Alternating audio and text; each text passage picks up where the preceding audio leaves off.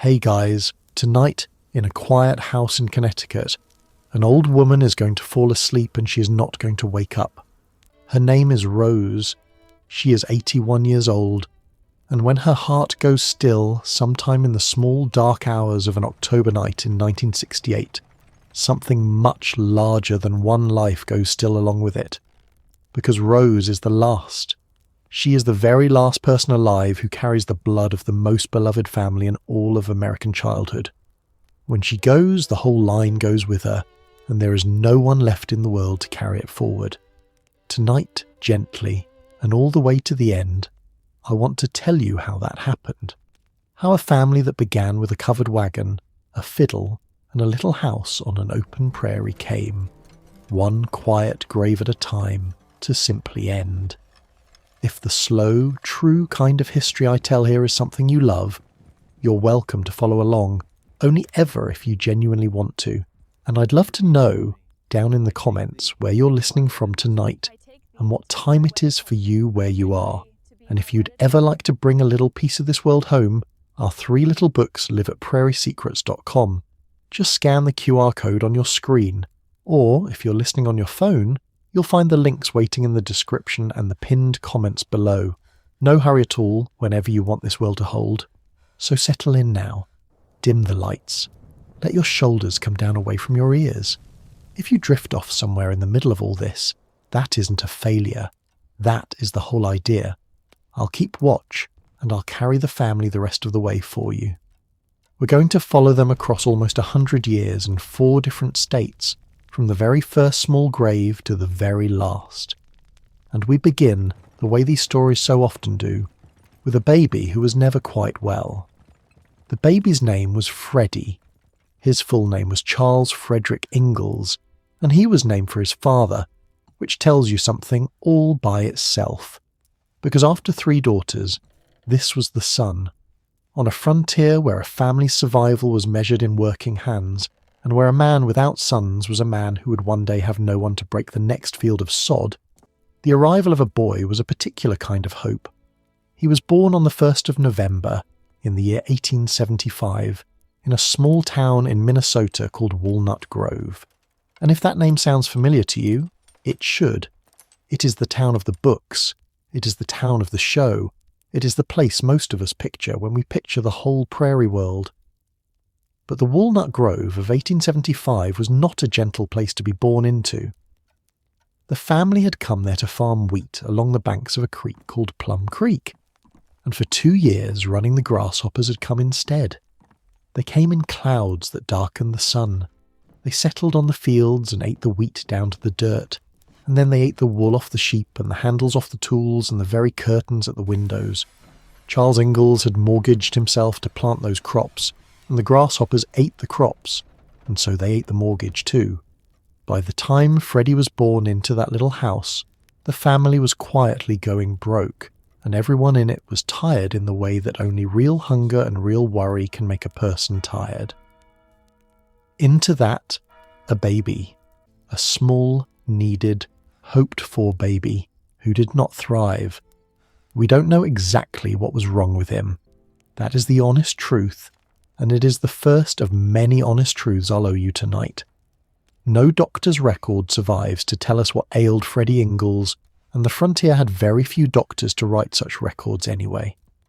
Years and years later, when Laura was an old woman herself, she would remember only that the baby had never been strong, and that near the end he had suffered some kind of convulsions, some kind of fit that frightened them all.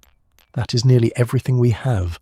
A mother's arms that were often full of a fretful, failing child, and a father's fiddle in the evening, and the long Minnesota winter closing in around the 4 walls. I want you to hold on to that fiddle for me quietly all through tonight, because the fiddle matters more than almost anything else in this story, and it is here at the very beginning. Charles Ingalls was not a wealthy man, and he was not, by the plain measure of the frontier, a successful one. He moved his family again and again, chasing land that would finally hold, and much of the time it did not hold.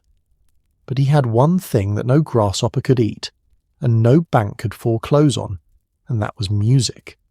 He kept a fiddle, and he played it, He played it after supper when the children were meant to be settling down.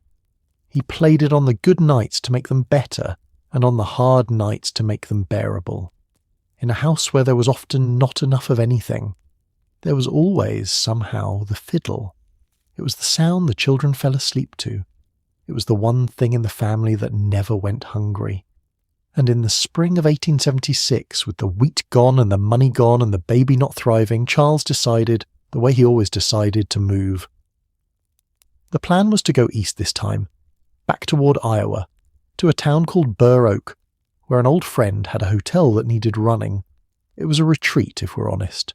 It was a family that had bet everything on the open land and lost, folding its hand and going back toward the settled country to try to earn a wage. They packed the wagon, they loaded the children, and the little that was left of their belongings, and somewhere in the wagon, or in a mother's arms, they loaded a sick baby boy, and they set out on the roads of late summer. And travel, in that world, meant something slower and harder than we can quite picture now. A covered wagon made perhaps 15 or 20 miles on a good day, and fewer on a bad one. So a trip of a few hundred miles was the work of weeks, not hours.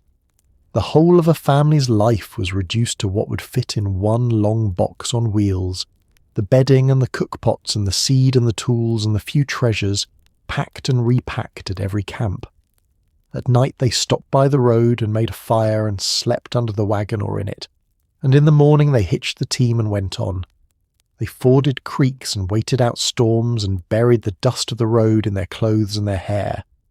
The children often walked alongside to spare the horses, and somewhere in the load, wrapped safe against the jolting, rode the fiddle, carried 1,000 miles and more across a lifetime of such crossings, the one thing that was never left behind and never sold. That is how this family crossed the middle of a continent, again and again, and that is how they were travelling in the late summer of 1876, with a sick baby among the bedding when they stopped at South Troy. They did not travel alone, and here is a detail that will matter later, so let it settle in gently now. Charles had a brother named Peter, and Peter had married a sister of Charles's own wife, and Peter's family was travelling the same roads that summer. The two families were bound together twice over, by blood and by marriage both, so tightly that the children of the one were something closer than ordinary cousins to the children of the other. For now, all you need to feel is that the Ingalls family on this hard road east was not a single wagon alone.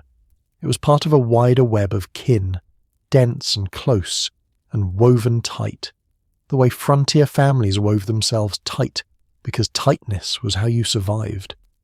They stopped for a while in a place in southern Minnesota called South Troy, near where Peter's family had settled. And it was there, in that pause on the long road, that the baby's small strength finally gave out. Understand what it was to nurse a failing baby in that world. There was no doctor to send for, or none within a day's hard travel, and no medicine that would have helped even if there had been. There was only what a mother knew and what the neighbour women knew, the warm cloths and the sugar teats and the old remedies passed down from mothers who had also buried children, none of which could touch whatever was truly wrong. There were the long nights of walking a fretful baby up and down, and the days on a jolting wagon road in the August heat, and a mother growing more exhausted and more frightened by the hour while 3 little daughters watched. Mary was 10 that summer. Laura was 9. They were old enough to understand exactly what the quiet in their mother's face meant. They had already learned the frontier's hardest early lesson, that a baby you loved could simply slip away, and there was nothing in the whole wide world that anyone could do to stop it. And through those last weeks, whatever comfort there was came in the evenings, when the work was set down for an hour and a father took up a fiddle and played softly into the dark for the sick baby and for the frightened girls, and for a wife who had run all the way out of things to try. Freddie Ingalls died on the 27th of August in the year 1876. He was 9 months old. What it cost his mother to lose him, no letter survives to tell us. Caroline Ingalls was not a woman who put her grief onto paper, or if she did, the paper did not last. What we have instead is what she did. which is the only window the past leaves us into most human hearts. She wrapped her son. She buried him in the Minnesota ground, far from anywhere the family would ever live again. And then she got back into the wagon, because the wagon was going on to Iowa whether her heart was ready or not, and she still had 3 living daughters who needed feeding, and there was no version of that August in which she was allowed to simply stop. So, the wagon went on to Burr Oak. Burr Oak, Iowa was not a fresh start so much as a place to catch their breath and earn a little money. Charles and Caroline took over the running of a hotel there, a hotel with a saloon close by, in a town that was rougher and louder than the family liked. Picture the change in it. Only a few years before, they had been alone on the open Dakota grass with the wind for company. Now they were living above a public house, in rooms that were never quite theirs, listening to strangers come and go at all hours, cooking and cleaning for men who paid by the night. For a family that had gone to the frontier precisely to be their own masters on their own land, this was a kind of quiet defeat, and they felt it as one, and it was a hard year in other ways. There was a night when a drunk man knocked over a lamp in the building and nearly set the whole place burning, and the family had to hurry out into the dark and watch and pray the fire didn't take everything they had left. There was a saloon keeper's wife who took a liking to little Laura and offered more than once to adopt her, to simply keep the bright brown-haired girl as her own. Caroline said no, of course, but you can hear, even in that small refused offer, how thin the family's margin had become, that a stranger could look at a mother with too many mouths and too little money and imagine she might give one of her daughters away. But Burr Oak gave the family something too, and this is the part I want you to hold beside the little grave in Minnesota. Because in the spring after Freddie died, in the May of 1877, Laura Ingalls gave birth again, in those rented rooms above the town, to another daughter. They named her Grace Pearl Ingalls. I want you to remember Grace especially tonight, because she comes back at the very end of our story, and where she comes back will matter.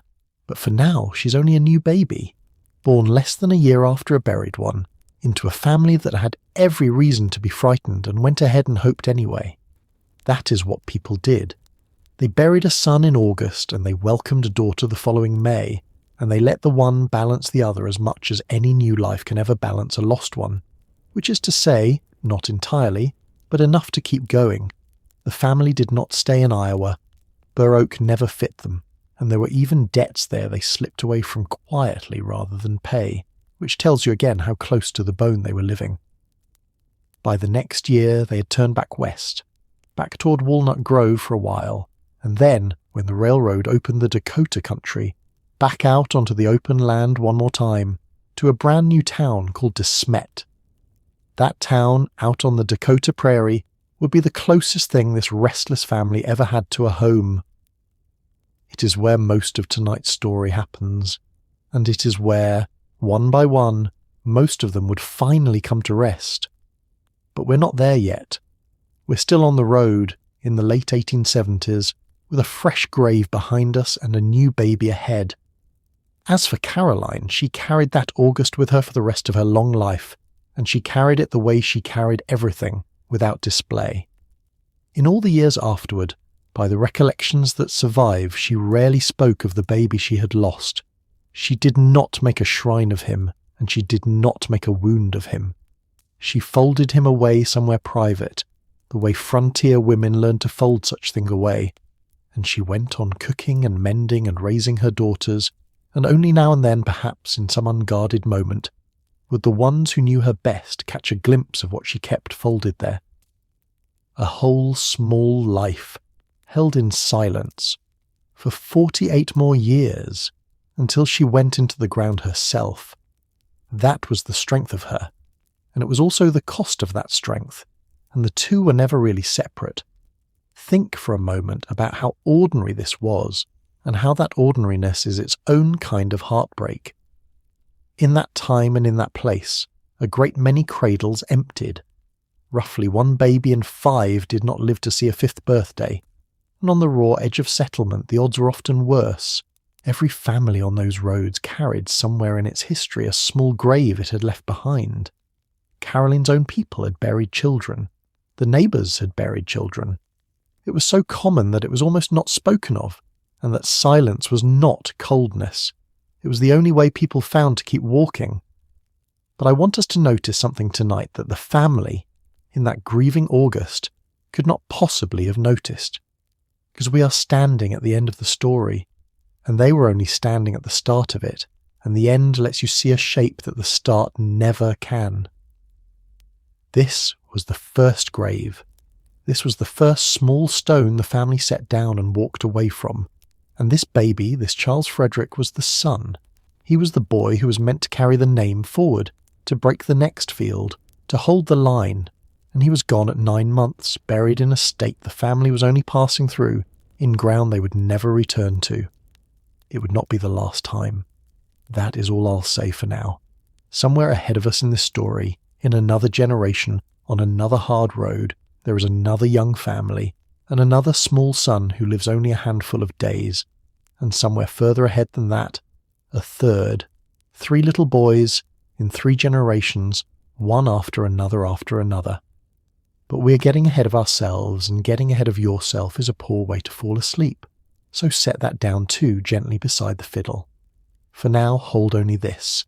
On a late summer day in 1876, a tired family put a baby in the ground in South Troy, Minnesota, and climbed back into a wagon and rolled on east toward a hotel in Iowa and whatever came next. Behind them, the little grave. Ahead of them, the years. And somewhere in the wagon, wrapped and quiet, the fiddle that had already outlived one of the people who loved it, and would, in the end, outlive them all. The wheat of the day faded. The wagon wheels found their rhythm on the road. And for a while, that was that. By the time the family reached Smet, out on the open Dakota prairie, it was the year 1879, and something quietly astonishing was true. For the first time in a long while, everyone who was going to be in this family was here. The whole of it, under one low roof, or nearly so. And I want to stop the clock for a little while tonight, and simply let you stand in that full house, because it is the fullest the family will ever be, and everything that comes after it is subtraction. So let me count them for you, gently, the way you might count sleeping children through a doorway. There is Charles, the father, still restless, still hopeful, this time with a homestead claim on Dakota land that the railroad had just opened. There is Caroline, the mother, the fixed and steady centre of the whole thing, keeping a household running on very little and letting almost none of the strain show. And there are the daughters. Mary is the eldest, born in 1865. She's the careful one, the golden-haired, rule-following one, the daughter who does everything just as it ought to be done. Laura is next, born in 1867, and Laura is the opposite, the quick and stubborn one, the one who notices everything and forgets nothing, which is precisely why we're able to sit here more than 100 years later and know any of this at all. Then comes Carrie, born in 1870, a slighter, frailer child who had come into the world in the grasshopper years and never had quite enough. And last, the baby, Grace, the one born above the hotel in Burr Oak, small and fair and doted on by all of them. Let yourself feel, for a moment, what daily life in that full house actually was, because it is worth knowing before it all goes. It was a small house for so many people, and they lived close, the way families did then, all of them within a few feet of one another from morning until night. There was Caroline's cook stove, the warm heart of the place, and the smell of bread rising and salt pork frying and coffee kept hot on the back of it. There was the garden to keep and the cow to milk and the endless water to haul. There was wash day on Monday with the tubs and the scrubbing board and everyone's hands raw by evening and ironing after, and the mending that was never finished. The girls slept together, sharing beds and warmth, whispering after the lamp was out. Their clothes were made at home, sewn and turned and handed down, saved and pressed for Sunday. There was the Saturday bath by the stove and the walk to church and the good dresses and the long quiet afternoons after. It was a life of hard, plain, repeating work, and it was also, by every account any of them left, a happy one, close and warm and full of small ordinary sweetness. And through the middle of it, on the good evenings, ran the fiddle, tying the whole busy household together into one listening quiet at the end of the day. 4 daughters, 1 mother, 1 father, and around them out on the neighbouring claims and in the little town, that wider web of relatives, the aunts and uncles and double cousins, the kin who had married back and forth into one another until the family tree stopped looking like a tree and started looking like a net. I told you to hold on to that closeness from the road east, and here it is again, thicker than ever. This was not a lonely little family alone on the prairie, whatever the picture in our heads might say. This was a dense, intertwined, tightly woven clan, and the weaving was not an accident. It was survival. On the frontier you married your neighbours and you settled near your kin because kin were the only insurance there was. When the crop failed, when the baby came, when the winter closed in, it was blood that showed up at the door. So the family had wound itself tight on purpose, thread over thread over thread, and by 1879 that weave was as complete as it would ever be. It is worth knowing, before we watch this family come apart, just how far it had already come, and what it was made of. Because Charles and Caroline had not started here on the Dakota Plains. They had started in the deep woods of Wisconsin, near a town called Pepin, in a log cabin among the oaks, the very big woods that Laura would one day make the whole world picture. That is where Mary and Laura were born. And from there, Charles's restlessness had carried them on a great looping migration across the middle of the country, out to the Kansas prairie and the edge of Indian country, back to Wisconsin, onto Minnesota and Plum Creek, east to Iowa, back again, and finally out here to Dakota. By the time they reached Smet, this family had already crossed and recrossed half a continent, packing and unpacking the same few treasured things, one of them always the fiddle, chasing a piece of land that would finally be theirs. And Caroline had been steady through every mile of it, because Caroline had learned very young exactly how quickly a family could lose its centre. Her own father had drowned when she was only a small child, lost on the waters of Lake Michigan and never brought home, leaving her mother a young widow with a house full of children and almost nothing to raise them on. Caroline had grown up in that genteel poverty, a fatherless girl who valued education and manners and the keeping of appearances precisely because the world had shown her how thin the floor could be. She became a schoolteacher. She married Charles Ingalls in 1860, and she followed his dreaming from woods to prairie, and wherever they landed she made a home that was clean and mannerly and warm, no matter how little there was to make it from. She was the fixed point. She was the one who held. Remember that, because holding is the thing the women of this family do, all the way down to the end, and Caroline is where it starts. They came to Smet almost before Smet existed. Charles took a job with the railroad that was pushing west across the Dakota grass, and for the first winter the family lived all alone in a surveyor's house out on the empty prairie, the only people for miles, before there was any town at all. Think of that first winter for a moment, because it is one of the strangest and most peaceful pictures in the whole family history. Before Smet existed, before there was a single other family for miles, the Ingalls spent a whole winter alone in the surveyor's house, a solid empty building the railroad men had left behind when the cold shut the work down.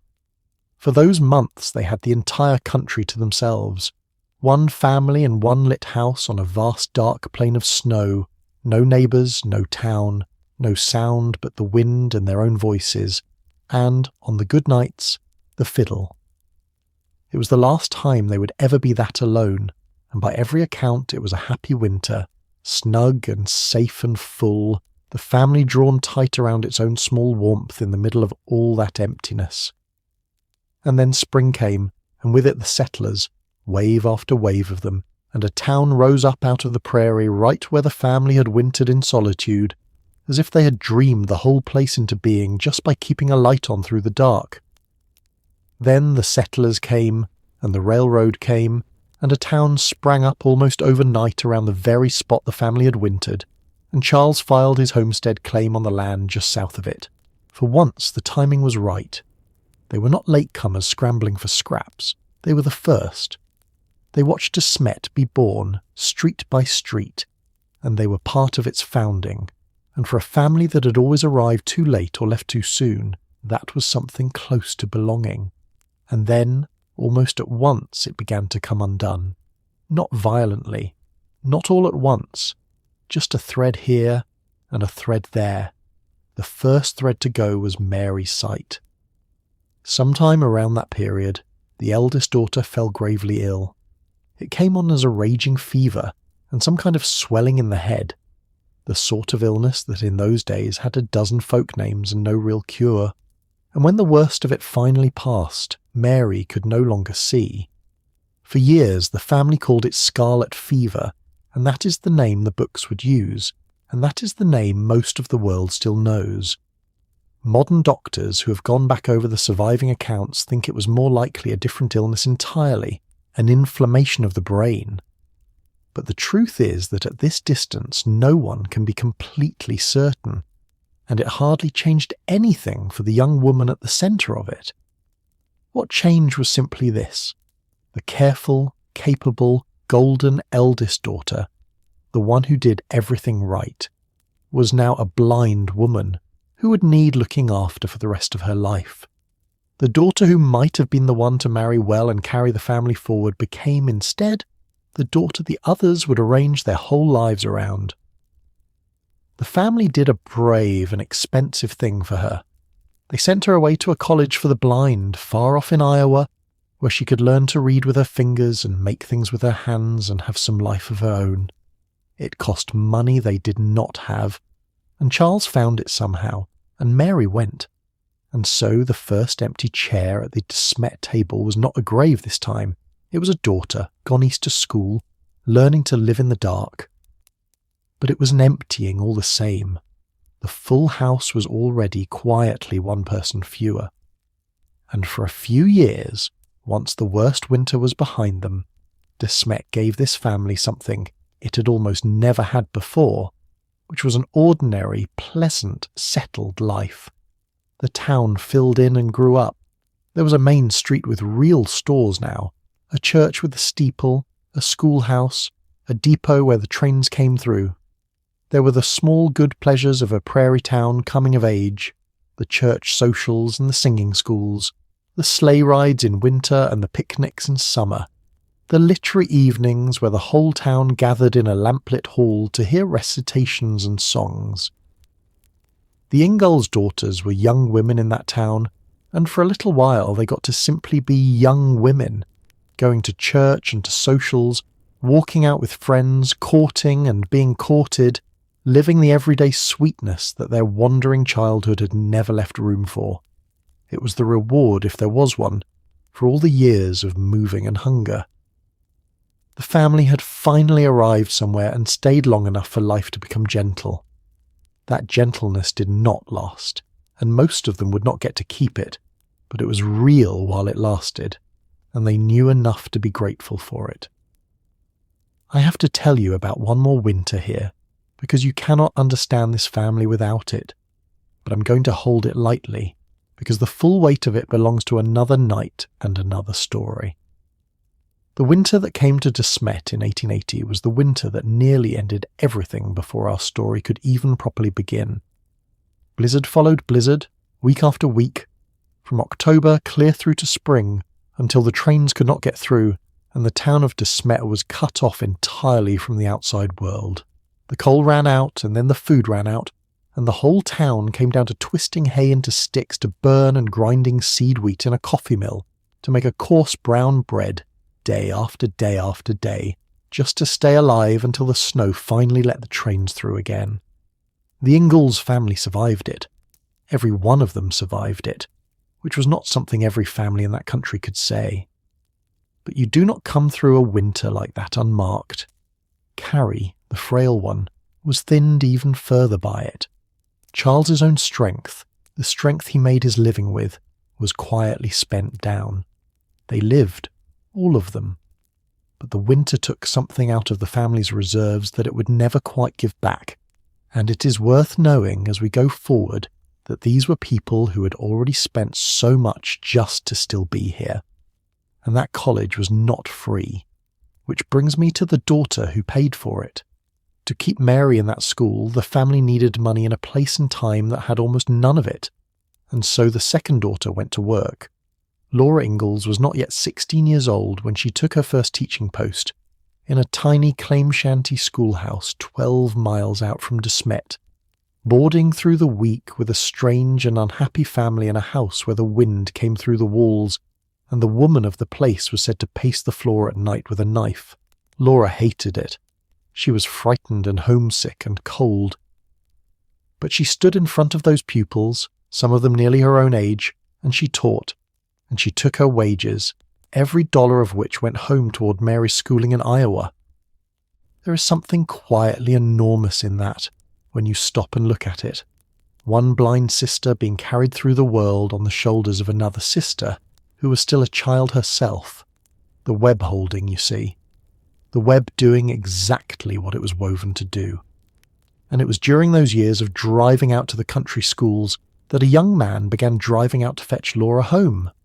His name was Almanzo Wilder. He was 10 years older than she was, a homesteader with a fine team of matched horses, and he took to making the long cold trip out to the Prairie schoolhouse on Friday evening simply to carry Laura back to town for the weekend, and then out again on Sunday. It was a courtship conducted almost entirely in a sleigh, in the open Dakota winter, two people side by side under a laprobe with the runners hissing over the snow, and very little said. Remember Almanzo. He becomes half of the last long chapter of this family, and he is the one who gives us the last of our 3 small graves. Meanwhile, the 2 youngest were growing up in the shadow of all this. Carrie, never strong, was becoming a quick and clever young woman who would one day set type in a newspaper office. Grace, the baby born in Burr Oak, was still a schoolgirl, running home across the prairie grass, the last child in a house that had almost finished being a house full of children. The town of Smet was growing up around them at the same time, a real town now, with a main street and a church and a depot, the wild edge of the frontier already softening into ordinary American life. The family had arrived just early enough to be the first, and now they got to watch the country fill in around them. And yet, here is the thing about that full house in the early 1880s, the thing I most want you to carry with you tonight. For all the hardship, for all the blindness and the blizzards and the empty chairs beginning to appear, this was the family's golden hour. This was the time the books would remember. The claim finally held. The town grew up around them. The daughters were young and mostly whole, and every one of them still alive. And on the good evenings Charles took down the fiddle, the same fiddle that had ridden in the wagon past a baby's grave, and he played, and the daughters sang, and for an hour or 2 the wind outside did not matter at all. If you could freeze one moment of this whole long story and keep it under glass, it would be this one. The house at its fullest, everyone still here, the fiddle going in the lamplight and the youngest girl half asleep against her mother's side, because it does not stay. That is the quiet truth underneath the golden hour. From this high point, the only direction the family can go is down the far side, and the far side is where marriages carry the daughters off one at a time, where the babies that come do not stay, where the fiddle changes hands, and where, thread by thread, the tight-woven net that took 3 generations to weave begins, very slowly, to unravel toward a single strand. But not in tonight's earliest hours, for now the house is full, the lamp is lit, and the fiddle has the last word. Let the family keep their golden hour a little longer. They earned it, and they did not know how short it was, and it is a kindness to let them not know. The music settles, the lamp burns low, and in the fullest house it will ever be, everyone, for one more night, is still under the same roof. Laura Ingalls married Almanzo Wilder on a quiet morning in the late summer of 1885. She was 18. There was no grand wedding. They simply drove to the preacher, said the words, and drove home to the little house Almanzo had built on his own claim outside Smet. and Laura began her life as a farmer's wife on the same hard prairie that had already taken so much out of her family. She went into that marriage with her eyes open. She'd grown up watching what the land did to people, and she married a man who loved the land anyway, and who was, in his own quiet way, every bit as much a gambler on it as her father had been. For a little while, it was good. The following winter, in December of 1886, Laura gave birth to a daughter, and they named her Rose. I need you to hold on to Rose now, the way I asked you to hold on to the fiddle, because this small girl, this Rose, born in a claim house on the Dakota Prairie, in the last days of 1886, is the person we left sleeping in Connecticut at the very start of tonight. She is the thread that runs all the way from here to the end. Everything the family is, everything it has survived and will survive, narrows down in the fullness of time to her.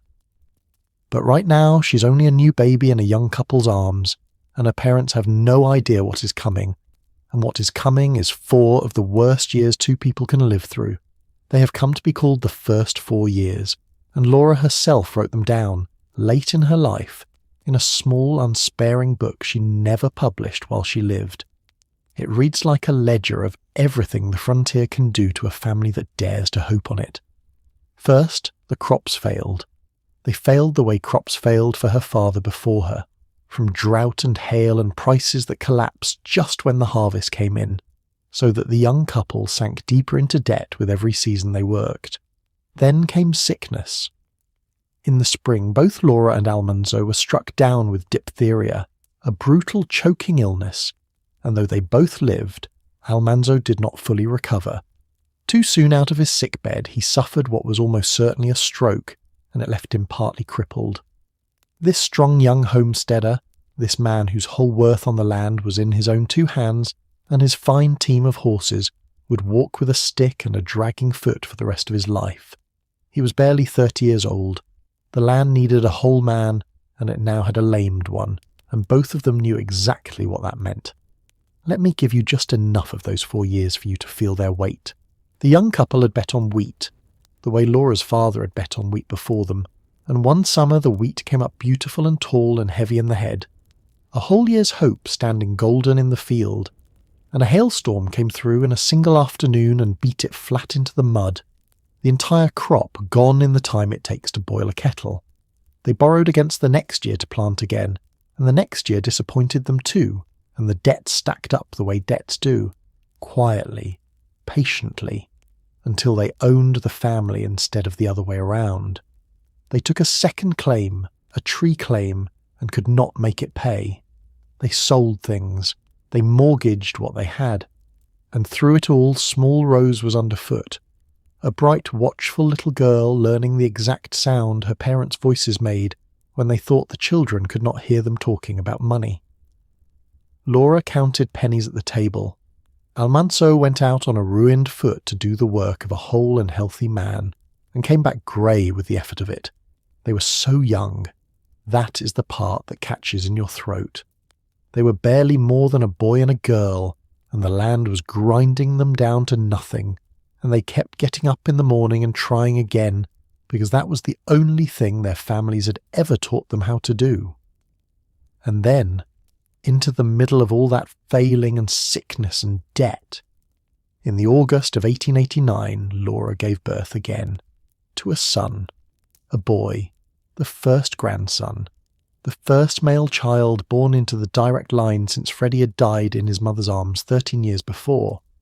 You can only imagine what a son meant to a lambed farmer, who could no longer do a whole man's work, a boy who might grow into the hands the farm had lost. Here, at last, was the son to carry it forward. He lived about 12 days. We do not even have a name for him. He came in the August heat, and he faltered, and within a couple of weeks he was gone, and the young parents buried him out on the Dakota Prairie, and Laura, when she finally wrote about it many years later, could barely bring herself to set down more than the plainest facts. No surviving record tells us exactly what took him. He is listed, in the places where such things are listed at all, simply as their infant son. A second small grave, a second lost boy. And this one they laid in the ground at Smet, so that when you go to that cemetery today and stand among the Ingalls stones, one of the graves you're standing near is his, the great-grandson of the frontier, the boy who lived not quite 2 weeks. I told you at the beginning to set the 3 small graves down gently, side by side, and now 2 of them are dug. Freddie, in 1876, and this nameless boy, Laura's son, in 1889. 2 sons, 2 generations, neither of whom saw a single birthday. And already, though no one living through it could have seen it yet, the shape of the whole thing is beginning to show. The line kept making sons, and the sons kept dying, and the family kept surviving on the strength of its daughters. It is a pattern that had one more turn left in it, one more generation down the road.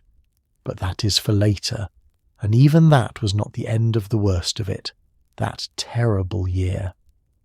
Because within a matter of weeks of burying their son, the young couple's house caught fire and burned to the ground.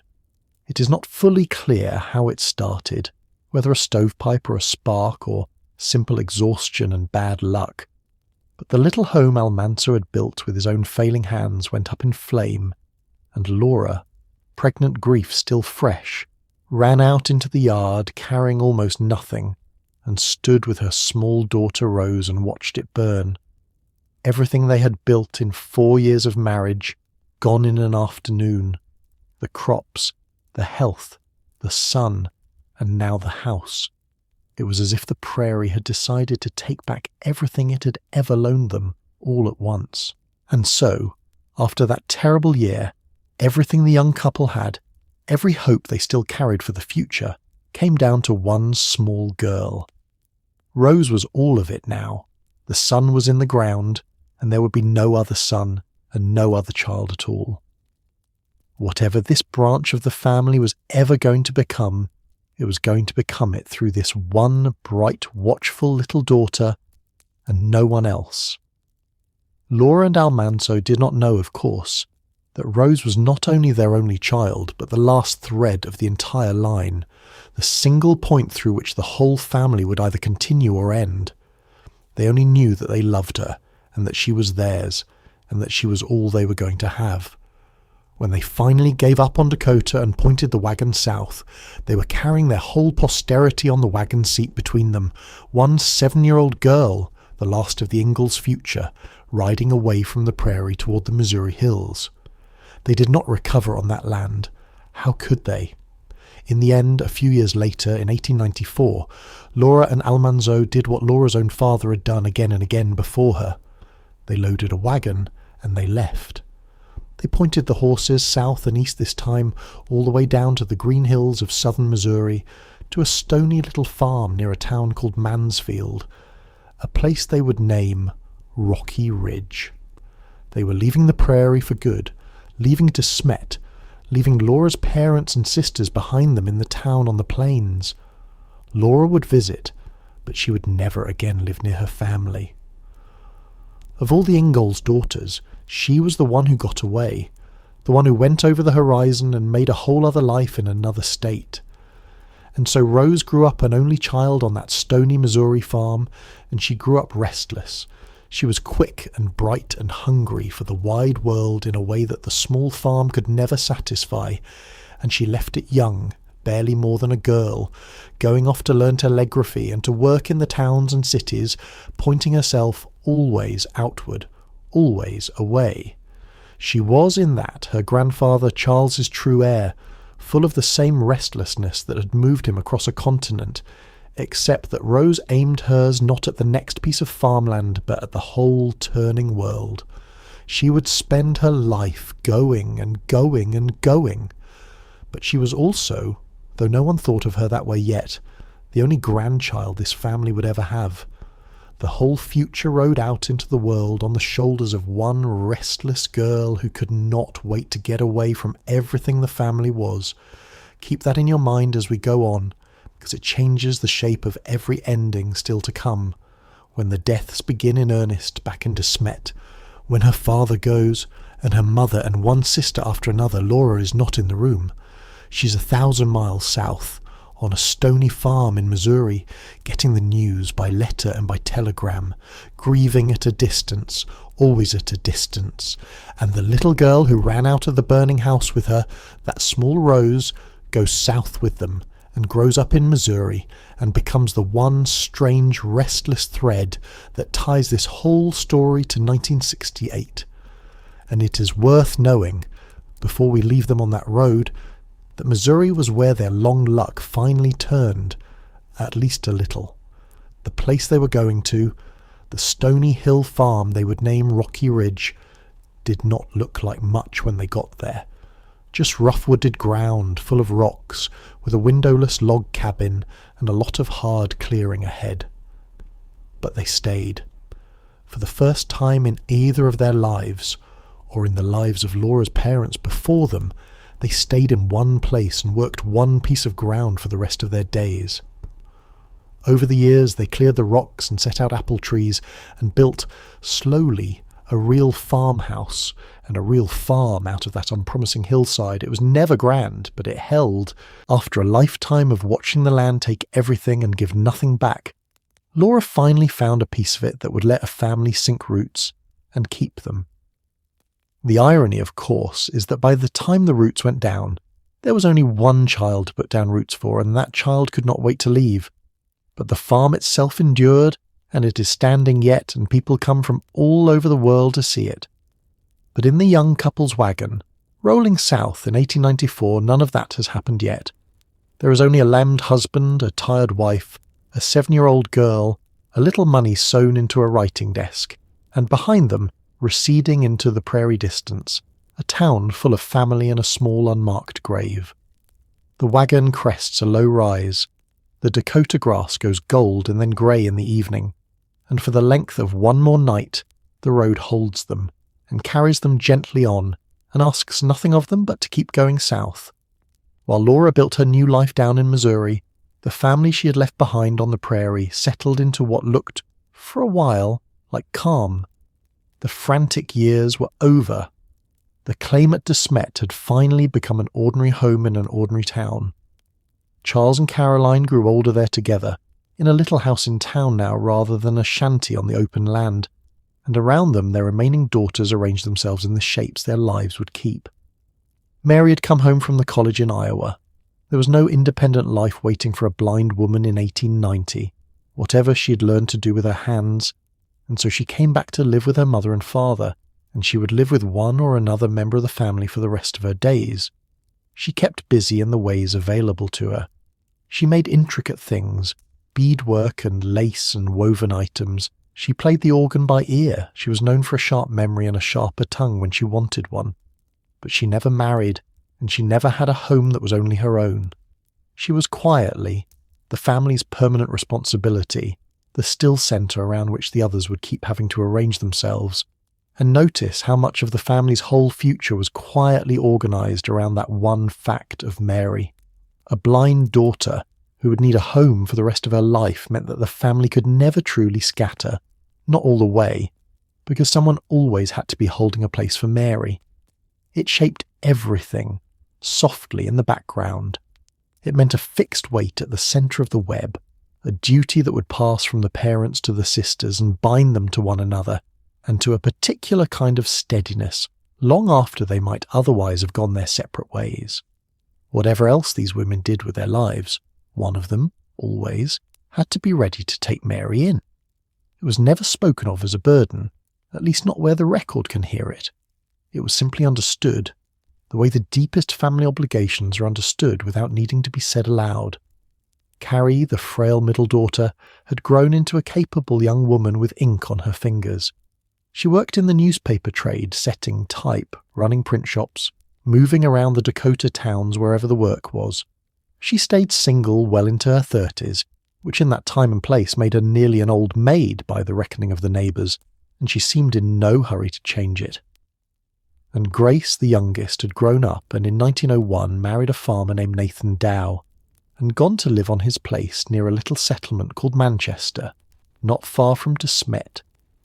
She was the only one of the younger daughters to marry and keep a home of her own nearby. She and Nathan would have no children. I want you to notice, as those years go by, what is quietly not happening. The daughters are grown now. This is the season of a family's life when the grandchildren usually come, when the house fills up again with a new generation, when the web that was woven so tight throws out fresh threads to carry it forward. And in this family, that simply does not happen. Mary will have no children. Carrie will have no children of her own. Grace will have no children. Down in Missouri, Laura has exactly one, her daughter Rose, and only that one, because the son is in the ground at Smet and there will be no more. 4 grown daughters, and among the 4 of them, a single living child between them all. The web is not adding threads anymore, it has stopped weaving. It just doesn't know it yet because the people inside it are too busy living to count. And then, in the June of 1902, the man who had moved them all their lives finally stopped moving. Before we let him go, let me tell you what kind of man was dying, because the books make Charles Ingalls into something close to a saint, and the truth is both smaller and finer than that. He was a man who never quite succeeded at the one thing he spent his life chasing. He moved his family again and again on the strength of a dream about the next piece of land, and the land let him down about as often as it held, and a harder-headed man might have quit the frontier and taken a wage in a town and given his wife and daughters an easier life. Charles never did. He kept believing in the open country right up until the country wore him out. But set beside that restlessness was a real gift for making a place, any place, feel like a home the day he arrived in it. In Smet, he was one of the founders of the town. He was a carpenter who helped build it up out of raw lumber. He served as a justice of the peace. He was there at the organising of the church. He was the man other men sent for. And on Saturday nights, he was the one who brought the fiddle to the dances and the socials and set a whole prairie town to reeling and laughing in a lamplit hall. That was Charles Ingalls, not a rich man, not a lucky man, but a man who could walk into an empty stretch of grass and within a season have a home and a town and music where there had been nothing at all. And now, in 1902, that restless music-making heart was simply giving out. He had been born back in 1836 in the state of New York, when much of the country was still forest and the far west was a rumour. He had spent his entire life pushing at the edge of the frontier, always a little ahead of the settled world, and by the time he died that frontier had closed behind him for good, filled him with towns and farms and rail lines all the way to the Pacific. He was, in a real sense, among the last of the true pioneers, one of the generation that had found the country wild and left it tamed. The age that had made him was already passing into history, and he went with it. Charles Ingalls had a weak heart, and in the spring of 1902 it began to fail him. He was 66 years old. He had spent that whole life outdoors, breaking sod, building houses, hunting and hauling and starting over, and the body that had carried him across half a continent was simply worn through. Word went south to Missouri that Pa was failing, and Laura, who almost never made the long trip back, made it now. She came up from Rocky Ridge to Smet to see her father one last time, and by the accounts we have, she reached him before the end. Charles Ingalls died on the 8th of June in the year 1902. He died at home, in the town he had helped to found, with his wife and his daughters near him, and they buried him in the cemetery just outside Smet, on the open prairie he had chased for so long, in a plot of ground that was at that moment almost empty. His was one of the first of the family's graves to be dug there. In the years to come, that quiet plot would fill in around him, one stone at a time, until it held nearly the whole family. But on that June day in 1902, Pa went into the ground more or less alone, and the prairie he had loved closed over him. When Charles Ingalls died, the town he had helped to found came out to bury him. He had been there at Smet's beginning, and now the whole community turned out for his ending. The neighbours and the church members and the men he had worked beside for more than 20 years. He was not a famous man. Almost no one beyond that prairie county had ever heard his name, and no one then could have dreamed that a day would come when millions of people the world over would know exactly who Pa Ingalls was. He was just a well-liked local man, a carpenter and a fiddler and a founder, and his town grieved him the way a town grieves one of its own, and then it went back to work, and the prairie closed over him, and that, as far as the wider world was concerned, was the whole of it. His fame was still 30 years away, and it would come, when it came, through the pen of the wild second daughter standing at his graveside. And here is the thing about that death that matters most for our story tonight. Charles Ingalls did not have much to leave behind. No fortune, no great farm, no fine house. But he had the fiddle. And it was well understood in the family that the fiddle was to go to Laura. Whether he said it plainly at the end or whether it was simply always known, the outcome was the same. When the family gathered and the small business of a poor man's estate was settled, it was Laura who took Pa's fiddle home. She carried it south, down to Missouri, down to Rocky Ridge, the same fiddle that had played past Freddie's grave in 1876, the same fiddle that had filled the golden hour of the full house in Smet. The instrument left the prairie the way Laura herself had left it, and went to live in another state. Think about what that means. The sound of the family, its one unbroken thing, the voice that had carried them through every hunger and every winter, went silent in Smet the day Charles died, and it moved south with the one daughter who had gotten away. From 1902 onward, if the fiddle was played at all, it was played in Missouri, far from the graves. Hold on to that, because where the fiddle finally comes to rest, at the very end of tonight, will tell you something true about this whole family that no date and no headstone ever could. There is a quiet social truth in what Pa's death did to the family, beyond the grief of it. Charles Ingalls had been the household's connection to the wider world of men and affairs. He was the one who held the town offices, who sat as justice of the peace, who helped organise the church, who dealt with the railroad and the bank and the business of a public life. He was the family's face turned outward, and when he died, that outward face was simply gone. What remained in the Smet house was a household entirely of women now, a widow and a blind daughter, and its world drew in accordingly, narrowing to the domestic and the near, the garden and the church pew and the letters and the care of one another. This was the ordinary fate of many frontier families when the father died, and it was quiet and it was gradual, but it was real.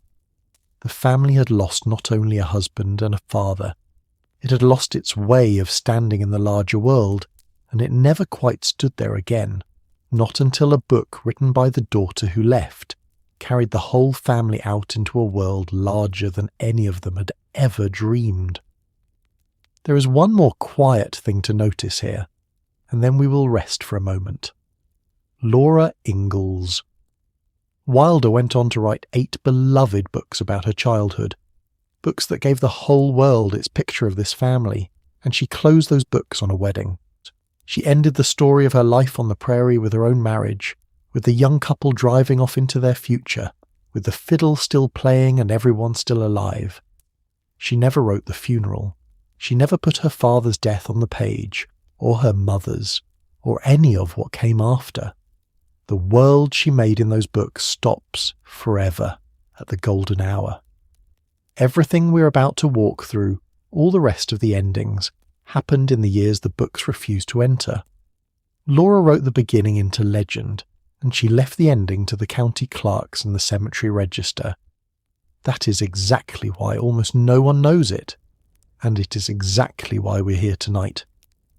The fiddle case closes, the lid comes down soft over the strings, and 1,000 miles from the fresh grave in a farmhouse in the Missouri hills, it waits in the dark for a hand that is already growing old. Let the fiddle rest in its case a moment, and let me rest here with you too. If the lamplight and the prairie and the old household arts of this world are the kind of thing you like to fall asleep inside, our 3 little books gather all of it in one place, at prairiesecrets.com. You can scan the QR code on your screen, or, if you are listening on your phone in the dark, the links are waiting for you down in the description and the pinned comment below. There is no hurry at all. They will still be there in the morning, and now, back to the prairie and to a widow in a quiet house. After Charles died, Carolyn Ingalls did not remarry, and she didn't fall apart and she didn't go to live with one of her children. She did something quieter and, in its way, more astonishing. She stayed. She kept the little house in town at Smet, and she kept her blind daughter Mary with her. And the two of them, the widow and the daughter who could not see, went on living together in that house for 22 more years. 22 years. Stop and feel the length of that. Caroline was 62 when Charles died, and she would live to be 84. That is more than 2 decades of mornings in a house where the man who had moved them across a continent was simply, permanently, not there. She had spent her whole married life following Charles's restlessness, from Wisconsin to Kansas to Minnesota to Iowa to Dakota, and now she stopped moving entirely, and she held still in one place longer than she had ever been allowed to hold still before. She sewed, she kept a garden, she was active in the church and the town, and she cared for Mary, day in and day out, cooking for her and reading to her and being her eyes, the way a mother does when her child will be her child forever. The other daughters orbited that house from a distance, and in these years the family's shape settled into the pattern it would keep to the end. Carrie, the frail one, finally married, and married late. In 1912, when she was already past 40, she wed a man named David Swansea, and went to live with him out in the Black Hills, in a mining town called Keystone, in the shadow of the mountain where the great stone faces would one day be carved. David was a widower with 2 young children of his own, and Carrie, who had never had children and now never would have any of her own body, became a stepmother to his. She raised another woman's son and daughter, and by every account she loved them and did well by them. But notice the thing itself plainly. Carrie added no new blood to the line. She took someone else's children into her heart, which is a beautiful thing to do, and it is not the same thing as carrying the family forward. Grace stayed on her farm near Manchester with her husband Nathan, quiet and settled and childless, a few miles down the railroad from her mother and Mary. She and Caroline wrote back and forth and visited when the weather allowed. Grace kept a little diary of ordinary days, the weather and the chores and who came to call, the small record of a small good life, and no babies ever appear in it, because there were none to appear, and the whole world was changing around these still, quiet women as they went about their days. The frontier they had bled onto was finished now, closed and settled and crossed by rail. The telephone came to the prairie towns, the automobile came. Away off in Europe a great war came and went and took a generation of young men with it, though it took no sons from this family because this family had no sons left to take. The women got the vote. Electric light began to reach the little houses. Laura Ingalls, who had been born when Andrew Jackson was president and had crossed the plains in a covered wagon, lived to see motor cars in the street outside her window. The century turned all the way over, and she held her house, and she held her daughter, and she waited, without ever calling it waiting. Picture those 2 women in the Smet house, through all those years, the widow and her blind daughter, and picture how they filled the days. Caroline kept the house and the garden and her place in the town and the church, and Mary in her darkness was anything but idle. She'd come home from that Iowa college with real skills in her hands, and she used them. She made lace and beadwork and woven things of surprising fineness, her fingers moving surely over work she could not see.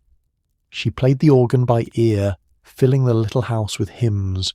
She kept up with everything, sharp-minded to the last, following every thread of a conversation, remembering what others forgot, quick with an opinion when she wanted to give one.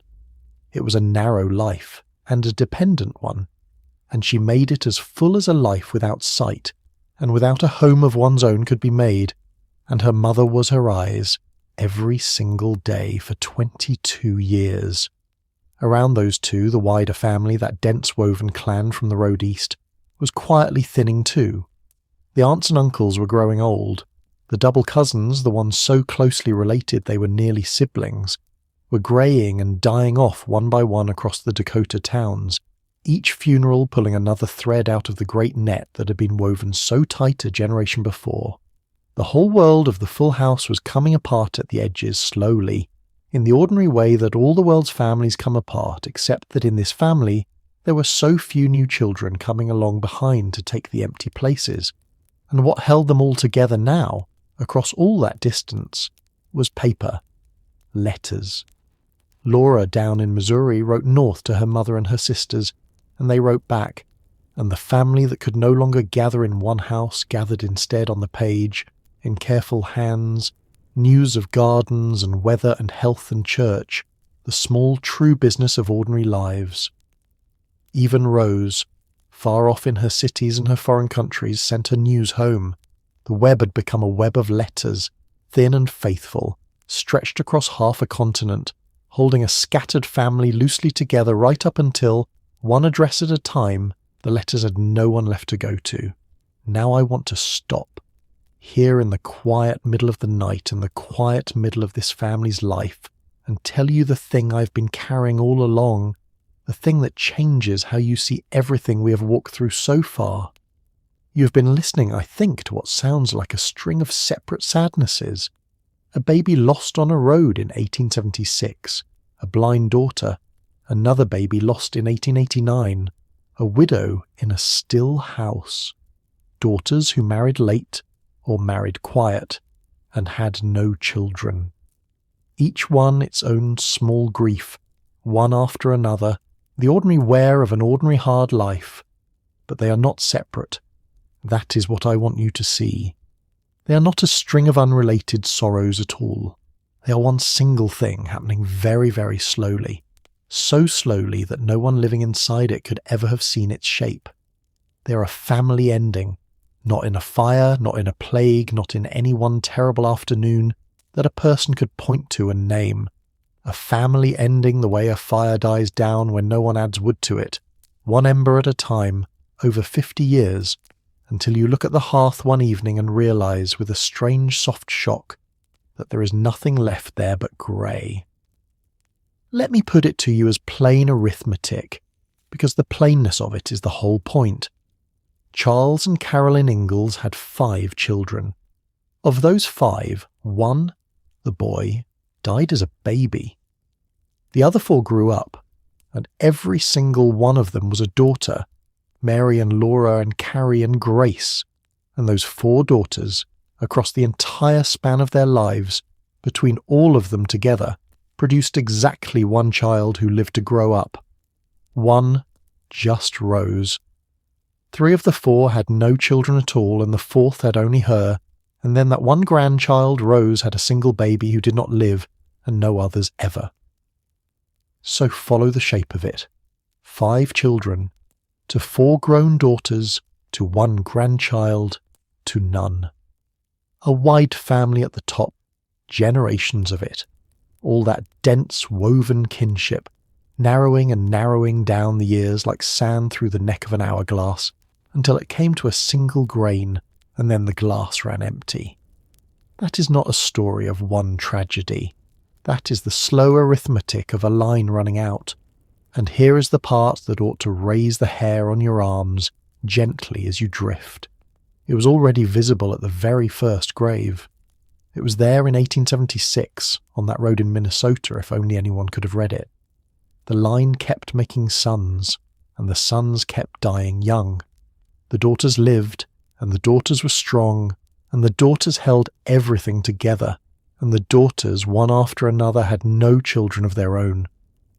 A family that the whole world would come to remember as the very picture of the frontier beginning, of hope and hearth, and the endless open future was, in the plainest arithmetic of births and deaths, ending almost from the moment we met it. The golden hour in the full house at Smet was not the middle of the story. It was already the top of the long slope down, and here is a strange thing about years like these, the long quiet decades of a widow and her blind daughter keeping a house on the prairie. They leave almost nothing behind.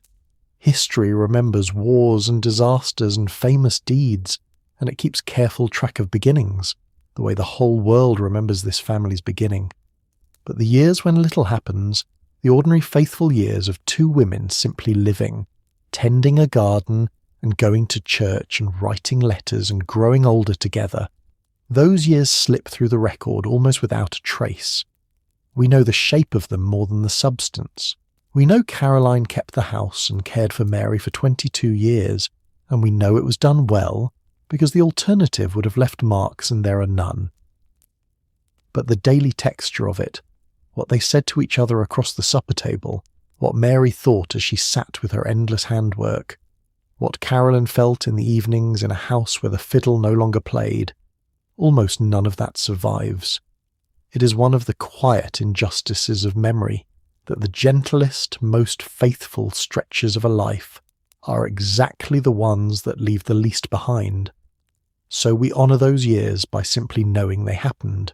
Two women holding steady for a very long time in a small house on a wide plain. And nothing shows that more clearly or more quietly breaks your heart than what happened to Rose. Because down in Missouri, that one grandchild had grown up and gone out into the world. Rose Wilder was nothing like her still-rooted prairie aunts. She was restless the way her grandfather Charles had been restless, but she pointed that restlessness outward, at the whole wide world. She left home young, she learned to write, she became a newspaper woman, and then a famous magazine writer. She crossed oceans, she lived in Europe, she reported from the far edges of the map, from Paris and Albania, and places her grandmother could not have found on a globe. She married a man named Gillette Lane, and for a little while, out west in Salt Lake City, in the November of 1909, Rose had a baby, a son. He did not live. He came too early, and he was gone almost at once, and they buried him out there in Utah under a small stone that reads only Infant Lane. And whatever went wrong in that birth or in what followed, Rose was never able to have another child. The doctors, in the way of that time, closed a door that would never open again. She was 22 years old, and she would live to be 81, and in all the 59 years between she would never hold a child of her own again. There it is.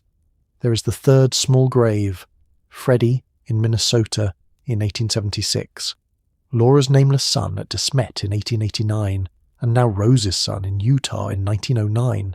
3 little boys, 3 generations, one in each, not one of them lived. And with that third small stone in Salt Lake City, something became quietly, permanently certain that no one in the family may have let themselves say out loud. The line now came down to exactly one living person who could carry it any further, and that person was Rose, and Rose could carry it no further at all. Everything the family had survived, every winter and every fire and every fresh start, all of it now rested on one restless, childless woman on the far side of the world. And when she was gone, it would rest on no one. But that is still more than half a lifetime away. For now, Rose is young and famous and travelling, and her grandmother Caroline is holding a house on the prairie, and the fiddle is quiet in Missouri, and the family does not yet know what we know. Let them not know it a little longer. The lamp is low, the house is still, and the slow fire burns gently down. For 22 years the widow held her house, and then, in the spring of 1924, she set it down. Caroline Ingalls died on the 20th of April 1924. She was 84 years old. She died in the little house in Smet, the house she'd kept still and warm and running all through her long widowhood, and she died of nothing more dramatic than age, which after the life she had lived was its own kind of mercy. She'd outlived her husband by more than 2 decades. She had outlived one of her children already, the baby Freddie, by nearly 50 years. She was laid to rest in the cemetery outside Smet beside Charles, in the plot that was slowly gathering the family back to itself. 2 graves now, side by side, the mother and the father out on the prairie they'd come to in a wagon. She had lived a very long time, and she'd seen almost everything a person of her century could see. She had been born into a young country still crowded up against its eastern woods, and she had crossed the whole width of the continent in a canvas-topped wagon, and she died in a settled prairie town with automobiles going by in the street. She had buried her baby son and her husband, and had raised 4 daughters through hunger and blizzard and blindness, and she had held a house steady for 22 years of widowhood on nothing but her own quiet will. When she finally lay down at 84, she was the last of her whole generation left in the family. The last grown person who remembered the very beginning, the log cabin and the young marriage and the first hopeful setting out. With Caroline, the founding generation was finished. Everything that came after would be carried only by the children, and the children were growing old themselves now, and there were so few of them left. And here again is that quiet ache that runs all through the second half of this story. Laura was not there. Down in Missouri on Rocky Ridge, Laura Ingalls Wilder got the word that her mother had died, and the distance that she had chosen so long ago, the distance that had given her her own life, now did what distance does. She did not make it back for the funeral. She grieved for her mother 1,000 miles from her mother's grave, the way she would grieve for each of them in turn, always at that same helpless remove. The daughter who got away paid for it in exactly this coin over and over for the rest of her life. She was free and she was far, and when the people she loved went into the ground at Smet, she read about it in letters and sat with it alone in the Missouri hills. Caroline had been, all her life, the family's keeper of standards, the one who insisted on schooling and manners and church and the keeping up of appearances no matter how poor they were, the one who had made every rough shanty into a proper home by sheer force of will. When she died, in the greening April of 1924, the family lost not only its mother, but its centre of gravity, the person around whom all the others had arranged themselves for as long as any of them could remember. There would be no more gathering place now, no house that was simply, unquestionably home. But the deepest wound of Caroline's death was not to Laura, far away and grown and settled. It was to Mary, because Mary had no home of her own. She never had. For 60 years, blind since girlhood, she had lived under her parents' roof, first as a daughter and then as a daughter caring for an aging widowed mother, and that house on the prairie was the whole of her world. It was the one fixed place. And the day her mother died, that place simply ended for her. The house would be sold or shut, and Mary, blind, unmarried, past 60 herself now, had nowhere in the world that was hers to go. So the family did what the family always did. The web took up the weight. Blind Mary went to live with her sister Grace, out on the farm at Manchester, moving into a house that was not her own, learning the shape of new rooms in the dark, dependent now on a sister instead of a mother. And later she would move again, all the way out to the Black Hills, to live with Carrie in the mining town of Keystone. Passed, in her blindness and her grief, from one sister's home to another, an aging woman carried from door to door by the last threads of the net that had been woven to carry exactly this kind of weight. There is a particular kind of silence in a house the week after the last parent dies, and it is worth standing in for just a moment. The de Smet house had been full of Caroline for 22 years, full of her routines and her cooking and her quiet management of everything, and then, all at once, it was full of nothing. The clock still ticked. The stove went cold. The garden she had tended kept growing without her, going to seed in the summer heat. Mary's things were gathered up to be carried to a sister's house, and the rooms were emptied and swept, and the door was shut on the last home the founding generation of this family would ever keep. Somewhere in the emptying, small decisions were made about small things. Who should have the good dishes? What to do with the letters? Where the furniture would go? That is how a home ends in the end, not dramatically. In the quiet, practical, heartbreaking business of sorting and sweeping and shutting the door, while the prairie wind goes on around the empty walls exactly as it always has. Think of what that scattering means when you set it against the full house we stood in earlier tonight. Once they were all under one roof at de Smet, the whole family, the fiddle going in the lamplight. Now the father was in the ground and the mother was in the ground beside him. The fiddle was silent in another state. Laura was in Missouri. Mary was being moved between the homes of her married sisters, and the house that had held them all was going dark. The centre did not so much break as simply dissolve. There was no dramatic rupture. There was only a mother who finally, after 84 years, lay down, and a family that quietly discovered it no longer had a place where it all came together. And there is a particular small sadness in what happens to a family's home when the last parent dies, which is that the home dies too. The little house in Smet, the one Caroline had held still and warm for 22 years, was closed up. The furniture was divided.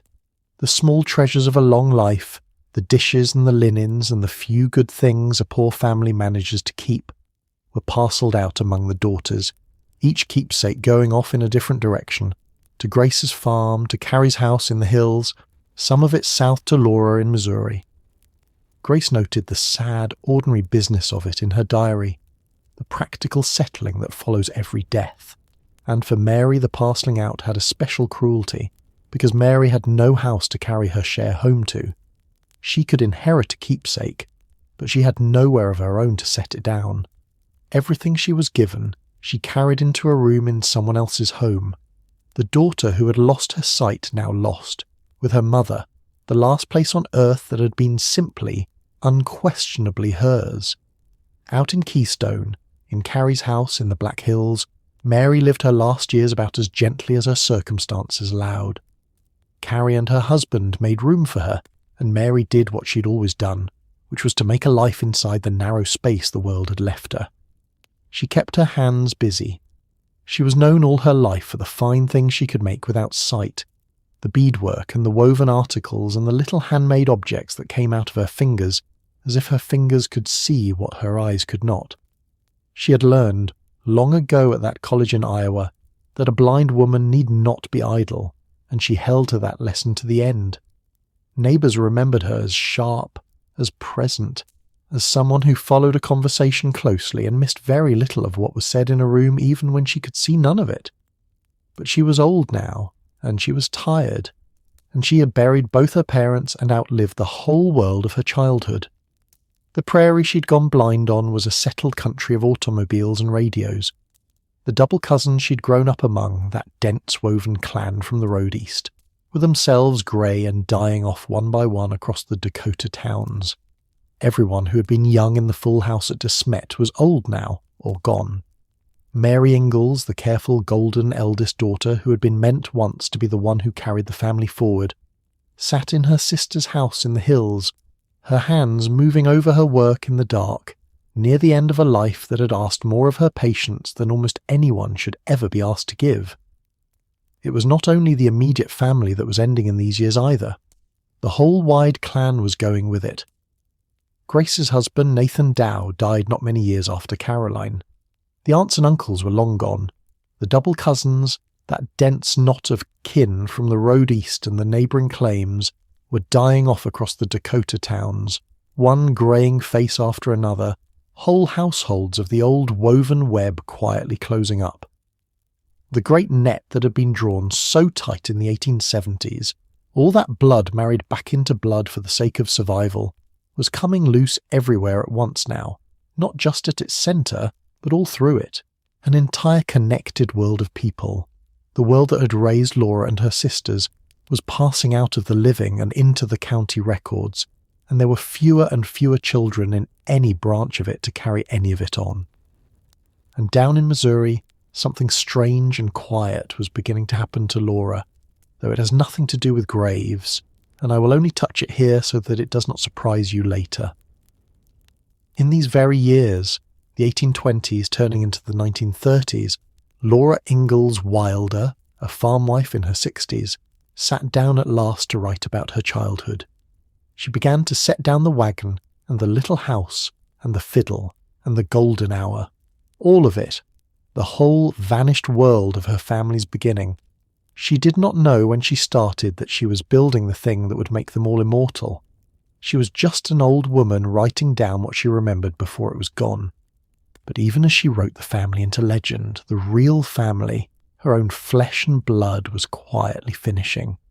She had her reasons for starting, and they belong here, because they are reasons of ending. She began in part because Rose kept urging her to, the professional writer-daughter pressing the mother to get the old stories down.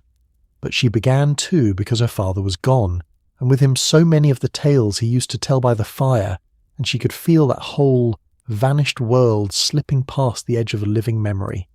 She wanted to save it before it was lost. She started with Pa, with the big woods and the fiddle and the stories he had spun in the lamplight, trying to hold on paper a father and a childhood and a frontier that were all, by then, long dead. She was an old woman trying to keep the dead from vanishing entirely, and she did it so well that she accidentally made them immortal. She was giving the world its picture of the Ingalls beginning at the exact moment the Ingalls ending was closing in around her, sister by sister. She wrote the sunrise while the sun was going down. The lamp in Keystone burns low over a blind woman's busy hands. The lamp in Missouri burns late over an old woman's pen. And between them, across half a country, the family thins toward its close and does not yet say so, and sleeps. And now we come to the years when the sisters go one after another, and the prairie plot fills in. Mary went first. In the October of 1928, in Carrie's house out in Keystone, Mary Ingalls suffered a stroke, and not long after, pneumonia settled into her, and she died. She was 63 years old. She'd been blind for very nearly 50 of those years. Think about the arithmetic of that one life. She lost her sight as a girl of 14, and she lived on in the dark until she was an old woman, dependent every single day of half a century on the people around her, and she did it, by all accounts, with a straight back and a clear mind and a set of hands that never stopped making things. Whatever else you take from tonight, take a moment for Mary, who drew the hardest lot of any of them and carried it the longest, and complained of it least, at least where the record can hear her. They took her body back to Smet. Of course they did. That was where the family gathered now in the end, even though almost no one lived there anymore. They laid Mary in the cemetery outside the town next to Charles and Caroline, the daughter home at last beside the parents who had cared for her all her life and whom she had, in her quiet way, cared for too. The cemetery at De Smet is a plain and quiet place, a simple prairie graveyard a mile or so out from the little town, open to the enormous sky, the kind of place where the wind is almost always moving in the grass. It is not grand. Nothing about this family was ever grand. But it is peaceful, and it was becoming, grave by grave, the one place on earth where the scattered Ingalls were being gathered back together. 3 graves in the plot now, the father, the mother, and the eldest daughter. And Laura, down in Missouri, was not there. The pattern held to the letter. The word came south, and Laura grieved for her blind sister at the same 1,000-mile remove at which she had grieved for her mother and her father, alone on Rocky Ridge, a continent away from the small gathering at the prairie grave. She and Mary had been the 2 eldest, the careful one and the wild one, the pair at the very heart of all those childhood stories she was even then busy writing down. And when Mary died, Laura marked it the only way the distance allowed, in silence, in Missouri, with a pen and a memory and no way to get to the grave in time. Before we lose them, let me give you these 2 as living women, and not only as names on stones, because they each had a real life, and the books never told you how those lives came out. Carrie, the frail middle sister, made herself into something quietly impressive. That sickly girl of the grasshopper years grew up to work in the newspaper trade all over Dakota, setting type and running print shops in one prairie town after another, a working single woman in an age that did not make much room for such a thing. She even took up a homestead claim of her own and proved it up alone, a woman holding her own piece of ground before she ever married. She did not wed until she was past 40, when she married David Swansea and went to Keystone and became a stepmother, and she made a good life there in the hills. And Grace, the baby, chose the opposite and quieter path. She married her farmer, Nathan, and settled just down the railroad from her mother, and lived about as small and peaceful a life as this restless family ever produced, keeping her house and her garden and a little diary of ordinary days, the weather, and the visiting, and the chores. Neither of them was ever famous. Neither of them left a child. But they were real, and they were capable, and they were loved, and they deserved to be more than the sweet frozen little girls the books keep them as forever. Grace went next. The baby of the family, born in the Iowa spring after Freddie died, grew old on the Dakota prairie and never left it. She and her husband Nathan gave up the farm at Manchester in time and moved into Smet itself, back into the town where she'd grown up, and there, in the November of 1941, just weeks before the whole country was pulled into a Second World War, Grace Ingalls died. She was 64. Diabetes took her, that slow patient illness that in those years, on a prairie far from good hospitals, was still very often a death sentence, and that would take her sister too. There were no children to mourn her because there had never been any children. She was buried in the De Smet cemetery, near her parents and her blind sister, another stone in the gathering plot.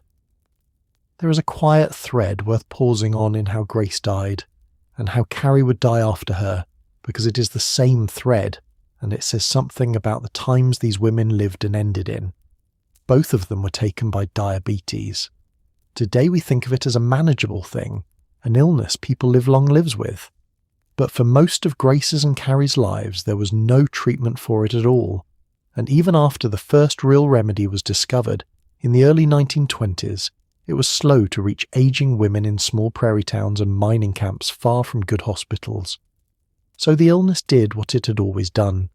It wore them down, slowly, over years. Thirst and weakness and failing sight and a body quietly giving out, until it finished them. The same disease in the same years took two of the sisters who had survived everything else the frontier could throw at them, the long winter and the grasshoppers, and the hunger and the endless moving. They came through all of that, and then an illness that a later generation would barely fear took them both. And then, last of the four who had stayed, Carrie Ingalls Swansea, the frail middle daughter who had come into the world in the grasshopper years, and been thinned by the long winter, and somehow outlived nearly all of them anyway, died in the June of 1946. She was 75. It was diabetes again, the same slow illness that had taken Grace. She had spent her last decades out in Keystone in the Black Hills, the stepmother who raised another woman's children, the newspaper woman who had set type in a dozen prairie towns, and when she died they brought her back, the way they brought all of them back, to the cemetery outside De Smet. Her stone went in beside the others. The father, the mother, and now three of the daughters, Mary and Grace and Carrie, gathered back into the prairie ground within a mile of the claim their father had staked in 1879. And notice the quiet labour it took to gather them there, because it did not happen by itself. When Mary died out in Keystone in the Black Hills, someone had to bring her body back across the whole width of South Dakota to De Smet, by train, hundreds of miles, to lay her beside her parents. When Carrie died in the hills years later, the same long trip had to be made again. These were not small things. They were deliberate acts of homecoming, the living carrying the dead back across the same prairie the family had first crossed in a covered wagon 2 generations before, so that the scattered sisters could lie together in the end. Somebody thought it mattered that they be together. Somebody made sure of it, one careful railway trip at a time. It was the last thing the web could still do for its own, and it did it, faithfully, right to the end, carrying each of them home. There is something I want you to see in that gathering plot, out on the prairie a mile from De Smet, because it is one of the quietest and truest things in this whole story. In life, this family had scattered. Charles's restlessness, and Laura's flight, and Carrie's marriage, and the plain accidents of where the work was had flung them across states and decades, so that in their last years they were an old blind woman in the Black Hills, a farm wife in Missouri, a widow in a prairie town, each in her separate place. But in death, one by one, they came home to the same small acre. Charles went into that ground first in 1902, more or less alone, and then, across the next 44 years, the Prairie gathered the rest of them back quietly, the way you might gather scattered children in from the yard at dusk. Carolyn came beside him, then Mary, home from Keystone, then Grace, from just down the road, then Carrie, brought back from the hills, and near them, the smallest stone of all, the infant grandson who had died in 1889 and been laid there before any of them. 5 graves and a little one, gathered close together under the enormous Dakota sky, the whole family that had chased the open land finally held by it, side by side for good. Count them with me one more time, softly, because the counting is nearly done. By the summer of 1946, of the 5 children Charles and Caroline Ingalls had brought into the world, 4 were gone. Freddie the baby, 70 years in his lonely Minnesota grave. Mary, Grace and Carrie, home in the Smet plot. And only one was still living, only Laura. The wild second daughter, the one who got away, the one who went south and never came back to stay, was now the last Ingalls child left alive on the earth. She was 79 years old, in a farmhouse in Missouri, and every single person she had grown up with in that full house on the prairie was dead. Consider what that meant for Laura, down in Missouri, to be the last of the 5. She had been the second child, the one with a sister just above her, and 3 more coming along behind. A girl who grew up in the thick of a house full of sisters, sharing beds and chores and secrets and a whole childhood. And now every one of them was gone. Mary, her other half, the golden, careful sister she had loved and envied and cared for, gone. Little Carrie, gone. Baby Grace, gone. The brother she had barely known, gone these 70 years. She was the only one left who remembered any of it from the inside. The only person alive who had actually sat in the full house and heard the fiddle in the lamplight and lived the golden hour rather than merely read about it.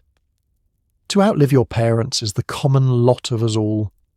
To outlive every single one of your brothers and sisters, to be the last keeper of a childhood no other living soul shares, is a lonelier thing, and it was Laura's, there at the end, in the farmhouse, in the hills. And here is the strangeness that only this family could give you. At the very moment the real sisters were dying, one by one in obscurity, of strokes and pneumonia and diabetes, in prairie towns almost no one had heard of, their painted shadows were becoming immortal, because Laura had written the books. Through the 1930s and into the 40s, as Grace and then Carrie were sickening and dying, the Little House books were coming out into the world and being pressed into the hands of millions of American children who fell in love with a golden-haired Mary and a baby Carrie and a little sister Grace who would never, in those pages, grow old or grow sick or die at all. The real Carrie died of diabetes in the Black Hills in 1946, and somewhere that same year a child in a library in Ohio or Georgia was turning a page and meeting a sparkling little Carrie who would live forever. The family was ending in the flesh and beginning again in the story, at the very same time, in a way almost no family in history has ever done. Laura was burying her whole childhood, in fact, and raising it from the dead in fiction, page by page, sister by sister. But books are not blood, and in the plain world of the census and the cemetery, the world we have followed all night, the count had come down to 1. 1 old woman in Missouri, and, far off to the east, her 1 restless, childless daughter. 2 people. That was the whole of the direct line now. Everything Charles and Caroline had made, everyone they had loved and buried and hoped through, had narrowed to those 2 women, an aging mother and a childless daughter, and to a fiddle in a farmhouse waiting. The prairie plot lies quiet under the Dakota stars. 5 stones now, close together in the dark, and 1,000 miles south, in the Missouri hills, the last 2 threads of the whole long weave hold on, and the light in the farmhouse window is on a little later than it used to be. So, we come at last to the final 3, and to the end of the line. Almanzo and Laura and Rose, a husband, a wife, and their one surviving child. When these three are gone, the whole long story is over. Almanzo went first. He and Laura had been married 64 years by then, an almost unimaginable stretch of time. Two people who had come together as a lamed young homesteader and a schoolteacher barely out of girlhood, and had somehow held on to each other through the lost son and the burned house, and the flight from the prairie and the slow, hard building of a farm out of Missouri rock. 64 years. He had lived his whole adult life with that dragging foot, that souvenir of the diphtheria in the first 4 years, and he had farmed anyway, and shod horses anyway, and built anyway, on the strength of a body that had been broken young and never quite mended.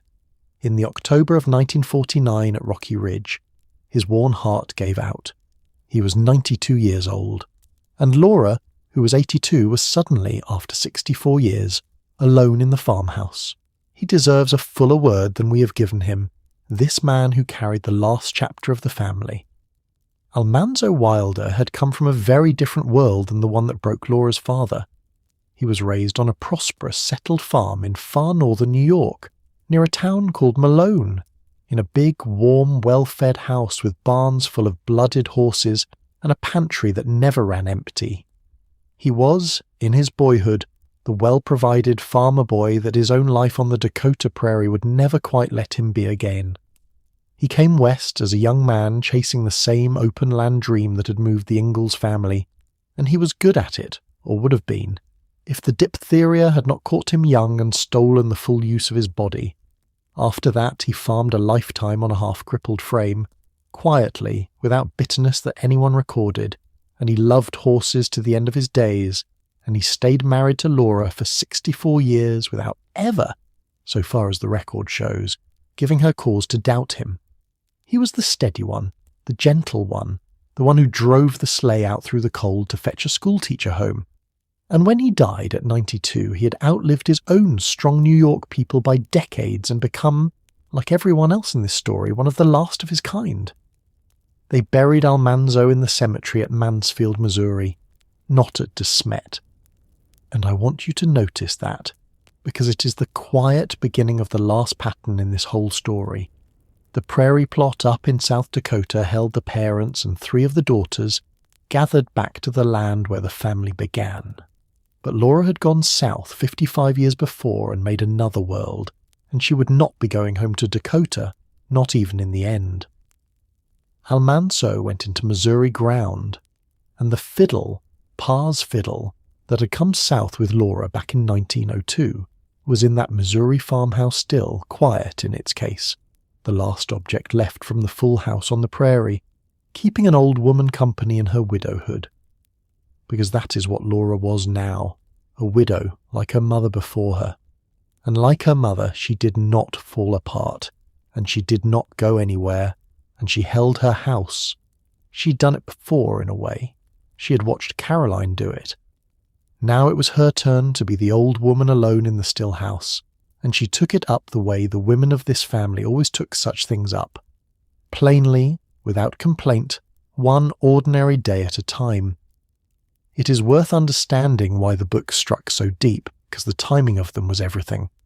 Laura wrote them, and they were published one after another, all through the 1930s and into the 1940s, which is to say through the very worst of the Great Depression, and on into a world war. Imagine being a child in those years, in a country where fathers were out of work and families were losing farms, and no one knew if things would ever come right again, and having pressed into your hands the story of a family that faced the failing crops and the killing winters and the empty cupboards, that lost and suffered and went hungry, and that came through all of it together, warm and unbroken, with the fiddle still playing. Of course those books landed. They were exactly the story a frightened generation needed, a promise that a family could meet the very worst the world had and still hold together. That the real family behind them was, in those same years, quietly finishing, its last old sisters dying one by one of stroke and diabetes on the northern plains, was a thing almost no reader knew or could have guessed. And in these last years, the strangest thing of all settled over Laura Ingalls Wilder, which is that she became famous. Truly, widely, deeply famous. The book she had written back in the 30s, the one she had begun as an old farm wife just trying to get her childhood down on paper before it vanished, had become beloved across the whole country and beyond it. Children wrote to her by the thousands. Her name went up on libraries and on a shining new medal for children's literature. Strangers came up the Missouri road to Rocky Ridge just to see the farmhouse where the woman who wrote the little house books lived. The Wild's second daughter, the one who got away, had accidentally become the most famous member of her family by a distance so vast that most of the people who loved her had no idea the others had ever even existed. To the world, Laura was the Ingalls family. Mary and Carrie and Grace and Ma and Pa were characters in her books, sweet and immortal and not quite real.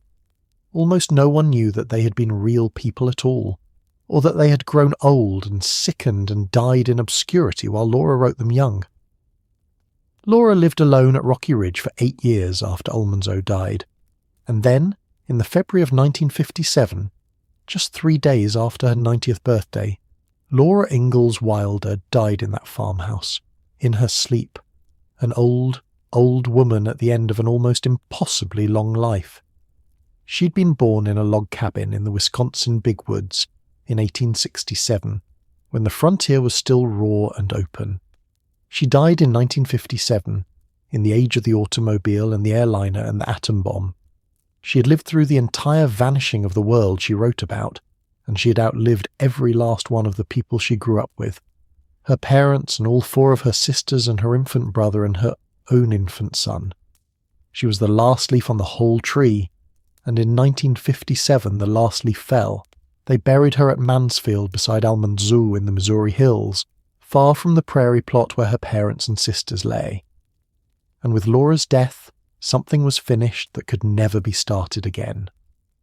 Every child of Charles and Caroline Ingalls was now gone. The generation that had ridden in the wagon, that had twisted hay through the long winter, that had filled the golden hour in the full house at Smet, was ended completely, forever. Of all that family, all that dense woven web of parents and daughters and a lost son, there was now exactly one living person left who carried the blood forward at all. Rose, only Rose, the last descendant, alone. So let me tell you, gently, about the last one, because Rose Wilder Lane is worth knowing on her own, and not only as an ending. She had spent her whole life running from the prairie.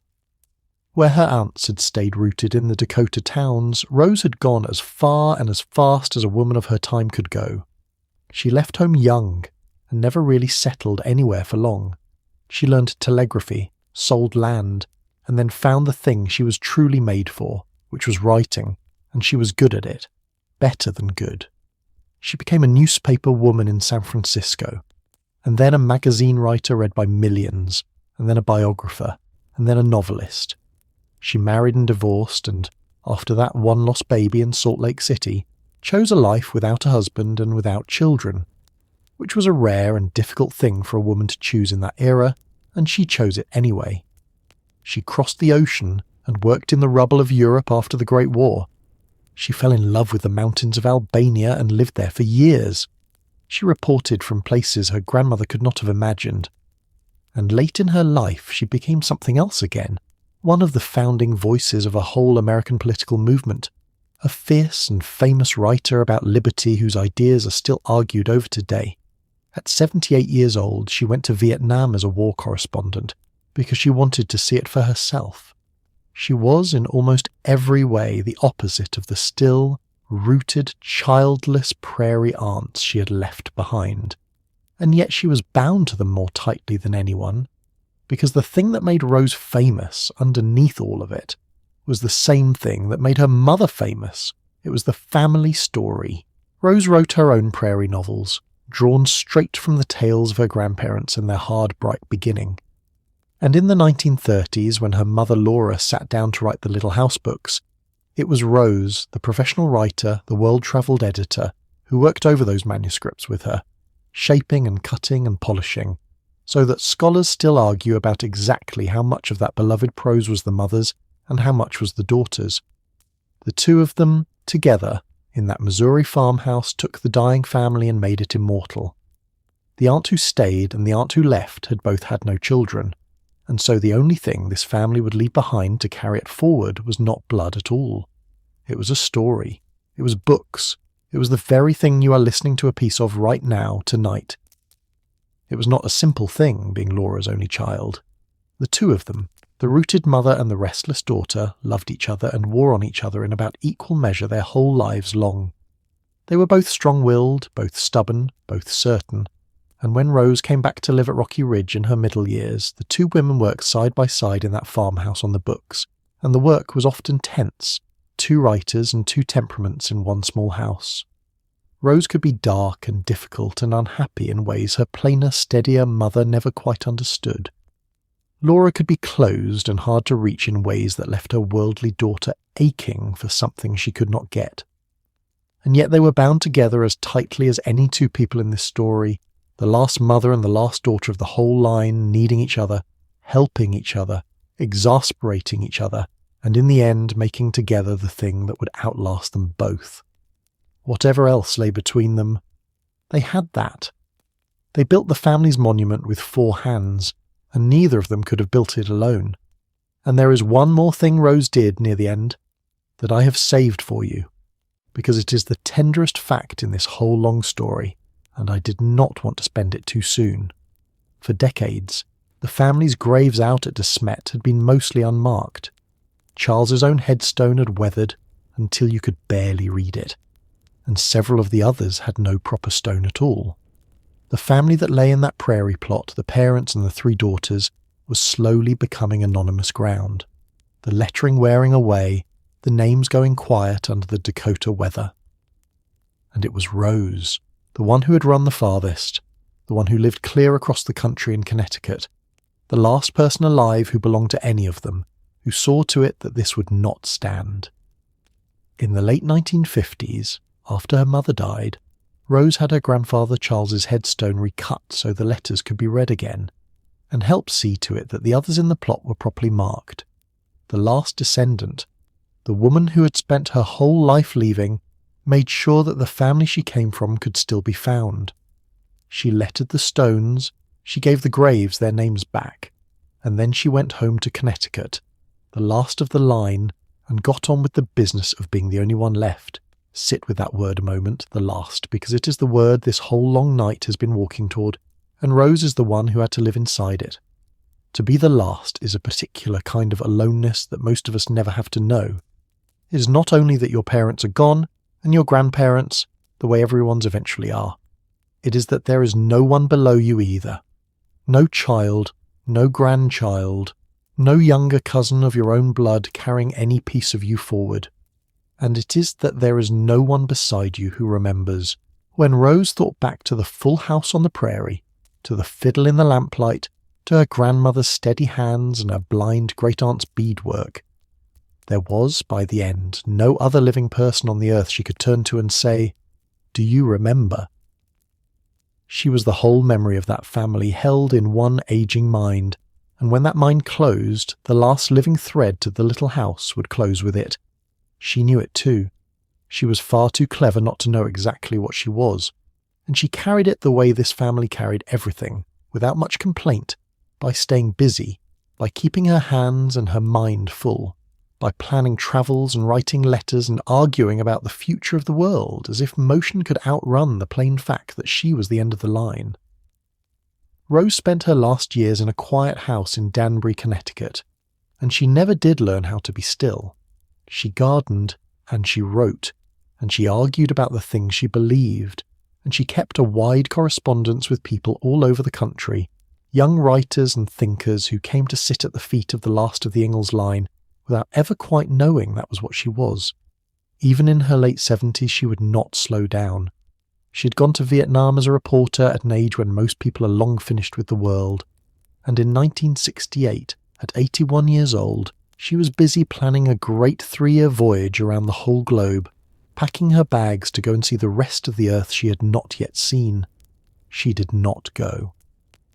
On the night of the 29th of October, 1968, with her bags nearly packed for the trip around the world, Rose Wilder Lane went to sleep in her house in Connecticut, and in the small dark hours she died, quietly, in her bed, of a heart that had simply reached its end. She was 81. She died the way her mother had died, and the way her grandmother had died, an old woman asleep in a still house, and that is where we came in tonight. That is the sleep I set before you at the very beginning, all those hours ago. Now you know whose it was and what went still with her. Because when Rose died that October night, she did not die only as one woman.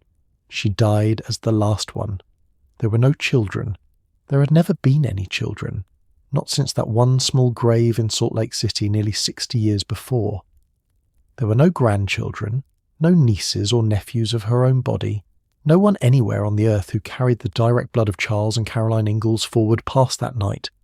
Freddie had died a baby. Laura's son had died a baby. Rose's son had died a baby. The daughters had had no children. And now the last daughter of the last daughter was gone. The line that had begun in a Wisconsin log cabin and crossed half a continent in a covered wagon, the line that had filled a golden hour in a full house on the prairie, came to its final period in a bedroom in Connecticut on an October night in 1968, and there was no one left to inherit it. The direct line of the most beloved family in American childhood simply, quietly ended. They brought Rose back to Missouri, to Mansfield, and they laid her in the ground beside Laura and Almanzo, the three of them together in the Southern Hills, 1,000 miles from the prairie plot where the rest of the family sleeps, and that is where they all are now. 6 of them at Smet under the Dakota sky, the graves Rose herself made sure you could still read. 3 of them at Mansfield under the Missouri trees, and 1 small stone far off in Minnesota, and 1 in Utah. The 2 babies who started and nearly finished the whole sad pattern, lying alone in states the family was only ever passing through. The whole family, scattered now across 4 states and 92 years, and every single one of them at last asleep. So let us leave them there gently and go back for one last look at the way they were before all the graves. Picture the wagon again, rolling west over the tall grass, the canvas top pale against a big sky. Picture the little house with the lamp lit in the window and the cold shut safely outside. Picture Caroline at the stove, steady, her hands never quite still. Picture Mary, before the dark came, reading by the fire with her golden head bent. Picture Carrie small and Grace smaller, and Laura at the window watching the light change over the prairie, the way she would remember it her whole, long life. Picture Rose, not yet born, waiting somewhere in the years ahead, and picture Charles, Pa, in his chair in the evening, lifting the fiddle to his shoulder, setting the bow against the strings, and beginning, softly, to play, while the whole family goes quiet to listen, and the music fills the little house, and outside the window the prairie rolls away forever into the dark. That is the moment the books kept. That is the golden hour, held under glass, the family whole and warm and all together and every one of them still here. That is the picture the whole world remembers, and it is a true picture, and I would not take it from you for anything. But now you know the rest. Now you know that the little boy in the cradle would not live out the year, and that the golden-headed girl by the fire would lose the light, and that the son who was meant to come would not come, or would come and go in a matter of days, 3 times over, 3 small graves in 3 states. Now you know that the daughters would hold everything together and have no children to hand it to, and that one by one the lamps would go out, into Smet and in Keystone and in Mansfield and in Danbury, until there was no one left at all. And here is the last thing, the tender thing, the thing I've been keeping for you since the very beginning. The fiddle survived. Charles Ingalls left almost nothing in this world. His farms failed, his fortunes came to little. His name in the direct line ended in a bedroom in Connecticut in 1968. But the fiddle, the one thing he had that no grasshopper could eat, and no winter could freeze and no bank could take. The fiddle came through all of it. It rode in the wagon past the first small grave. It filled the golden hour. It went south with Laura when Pa died, and it stayed with her through her long life, and when she was gone it did not go into the ground with anyone. It came to rest in the end in a museum in Mansfield, Missouri, in a quiet case where anyone who loves this family can go and stand before it. And once a year, just once, a fiddler is allowed to lift it down and set the bow against those old strings and play. Think of that. Every person who ever loved that sound is gone. The man who played it, the wife who listened, the blind daughter, the sisters, the daughter who got away, the last grandchild, all of them, gone into the ground in 4 different states, and the fiddle plays on. Once a year, in a small Missouri town, the exact sound that filled a little house on the prairie 150 years ago rises up again into the air, for strangers, for children, for people who never knew a single one of their names. The family ended. The sound did not. That is what they left us in the end instead of descendants.